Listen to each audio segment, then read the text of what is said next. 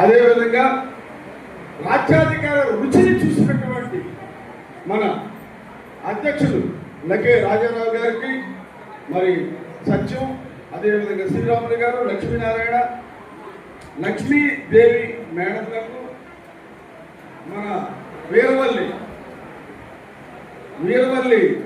శ్రీనివాసరావు గారికి, అదేవిధంగా మన సైదా నాయక్, గిరిజన నాయకుడు, రాష్ట్ర నాయకుడు సైదా నాయక్ గారికి, అందరికీ మన వాణిని గడప గడపకి పంపుతున్నటువంటి మన ఉదయించిన సూర్యారావు గారికి, అదేవిధంగా మనమే అధికారం, మీ అధికారాన్ని మీకు అందిస్తామనేటువంటి క్రమంలో మనకి అనేకమైనటువంటి బహుజన మాటని ఇదే మీకు ఒక కేకాన్ని వినిపిస్తున్నటువంటి కిషోర్ గారికి, వారి బృందానికి అందరికీ ధన్యవాదాలు తెలియజేసుకుంటూ జై భీమ్, జై బీసీ, జై జై బీసీ.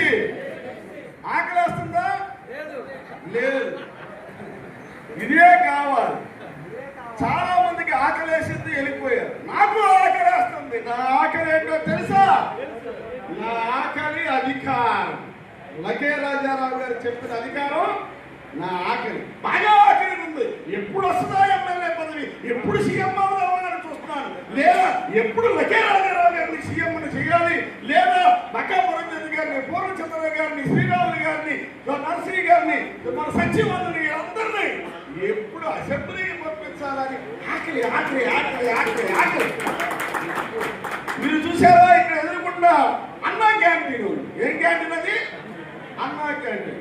దాని మీద ఎవరి బొమ్మ ఉంది? ఎన్టీఆర్ బొమ్మ ఉంది. మనం అధికారంలోకి వస్తే బహుజన భోజనశాల అని పెడతాం. బహుజన క్యాంటీన్. ఆ పక్కన ఎవరిది బొమ్మ? అంబేద్కర్ గారిది. ఈ పక్కన ఎవరిది? పూలే గారిది. ఆ పక్కన ఇంకా ఎవరిది? కాన్షీరామ్, పెరియార్. ఆ బొమ్మలన్నీ ఉంటాయి ఆ భోజనశాల మీద. ఆ బహుజన భోజనశాల కోసం సిద్ధపరచడమే ఈ ఉద్యమ లక్ష్యం, అంతిమ లక్ష్యం. సహోదరులు కలిసి ఉండుట ఎంతో మేలు అని ఒక పరిశుద్ధ గ్రంథంలో ఒక వాక్యం ఉంది. సహోదరులు కలిసి ఉండుట, ఐక్యతతో ఉండుట ఎంతో మేలు.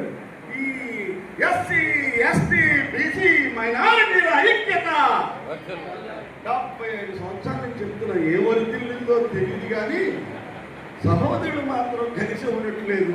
మనోహరంగా అంతకంటే ఉండట్లేదు. ఇక్కడ ఒక చిన్న పాప ఉంది. ఉందా? వెళ్ళిపోయిందా? చిన్నపిల్లలు ఎవరు ఉన్నారా? ఒక చిన్నపిల్లలు